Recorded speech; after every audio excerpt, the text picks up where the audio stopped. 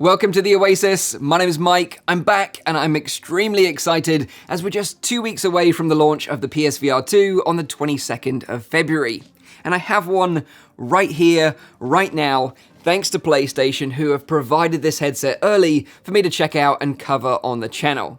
Now, I appreciate that I'm extremely lucky that I got this headset early and for free, so I will be paying it forward by giving away the headset that I personally pre-ordered to one of you. So, if you want to be in for a chance to win a PSVR 2 headset, make sure you're subscribed to the channel as I'll be sharing more details on how to enter the giveaway very soon. But for now, I can't contain my excitement any longer. Let me show you around the PSVR 2 box, and more importantly, what comes inside.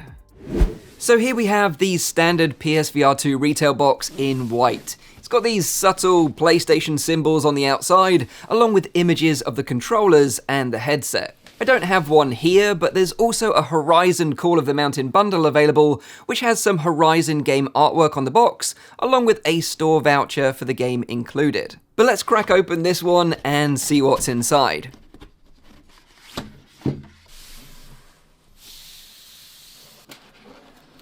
Here we have a small box of accessories, which I'll open a little bit later on, and here are the headset and the controllers, which are all wrapped up nicely to protect them during shipping. Now we get a good look at the Sense controllers, which come with the wrist straps already pre-attached. These controllers are tracked by the PSVR 2 headset itself, so there's no need for any external tracking base stations or cameras. The tracking IR LEDs are actually cleverly hidden under each of these controller tracking rings. I have to say, the Sense controllers are a monumental improvement over the original PSVR Move controllers. They have analog thumbsticks, grip buttons, face buttons, PlayStation buttons, along with menu and share buttons. But the real innovation in these new controllers are the haptics and adaptive triggers. It's pretty much the same tech that's used in the PS5's DualSense controller. These adaptive triggers allow developers to adjust the tension and feedback on the triggers on the fly in their games. And a really good example of this in action is when I played Star Wars Tales from the Galaxy's Edge during the preview event in London a few months ago. In that demo, each weapon that I picked up had a different level of resistance in their trigger pull, which made each weapon feel completely unique to fire. And it's features like this that sound like a gimmick on paper, but when you feel it for yourself, it really does add something special to the VR gaming experience. Alongside this, each controller also features capacitive touch sensors in the symbol buttons, the thumbsticks, the grip buttons, and the triggers, which will provide better hand presence in VR games that take advantage of this subtle input. You don't need batteries for these controllers, as they each contain a rechargeable battery that can be charged using USB-C. Overall, the controllers feel very nice and comfortable in the hands, and they feel sturdy, meaning that they'll be able to take a knock or two without any problem. If you look closely enough, you can just make out the tiny PlayStation symbols on the grip, which is a really nice little touch.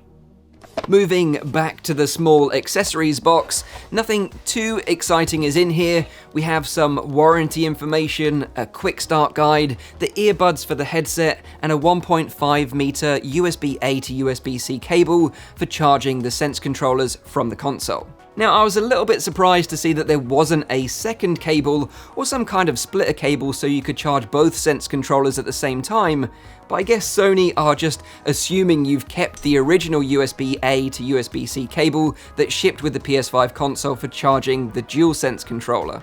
Here's a closer look at the earbuds. These are the default audio solution out of the box, as the PSVR 2 doesn't have any built-in speakers in the head strap. The earbuds do come with a couple of different size tips to make sure you get a comfortable fit. I can show you how these attach to the headset a little bit later on. And finally, here's the PSVR 2 headset itself. It's definitely a lot chunkier than I remember. It's much bigger than other VR headsets available on the market, but despite its size, it weighs less than the Quest 2, and it's practically the same weight as the original PSVR, despite all the improvements. And there are plenty of improvements here.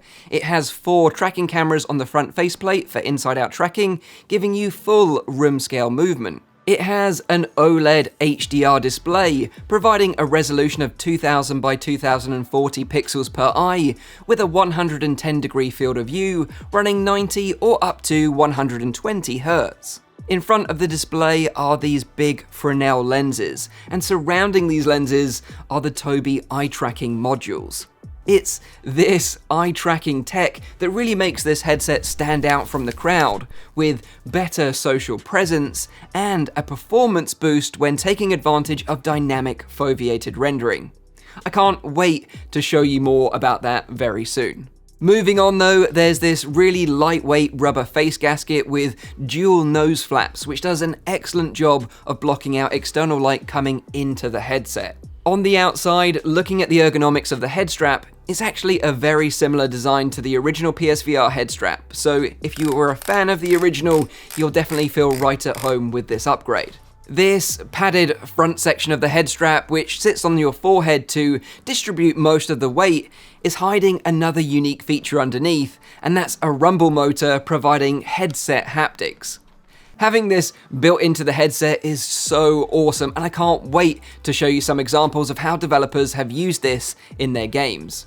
Moving to the top of the headset, you have an IPD adjustment dial to set the distance between your eyes correctly, so everything looks sharp and clear. On the other side, there's an eye relief button so you can move the displays forwards and backwards, which is ideal if you need a bit more room to fit your glasses inside the headset, which isn't a problem. Underneath, you have a function button, which is used to activate the pass-through mode at any time, a power button in the middle, and a built-in microphone so you can communicate with other players in multiplayer games.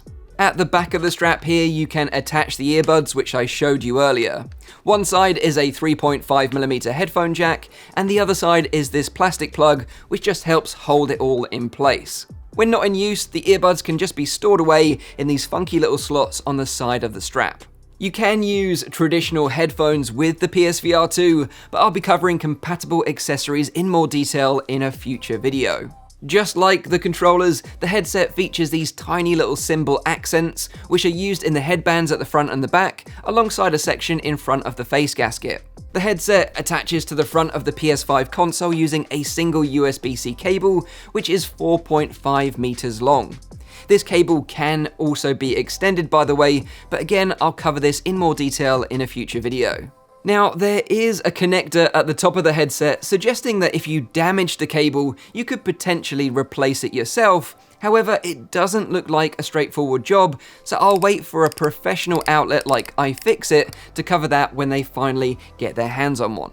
Despite being a huge improvement over the original PSVR, I think the number one complaint from VR enthusiasts about the PSVR 2 is the cable, which I do understand, but if it was wireless, it would definitely cost twice as much, and it would also weigh a lot more as there would need to be some chunky batteries in there powering it all. But I'll report more on how I feel about the cable once I've been able to spend more time with it actually using it, and of course, playing some games. Overall though, I'm impressed with the look and feel of everything so far. It does feel a bit more like a toy over other VR headsets on the market, but then again, it does feel a bit more robust, so I'd imagine it'll be able to take a few knocks without taking any significant damage. Unfortunately, that is all I'm allowed to show you today, but I will be able to show you more very soon, so make sure you stay tuned to the channel. Please let me know what you all think in the comments below, and also let me know if you've pre-ordered a PSVR 2 and what game you're most excited to play on it. I'd love to know in the comments down below. Leave a cheeky little like if you enjoyed this video, make sure you're subscribed for all my future PSVR 2 content, and as always, I'll see you all on the next one.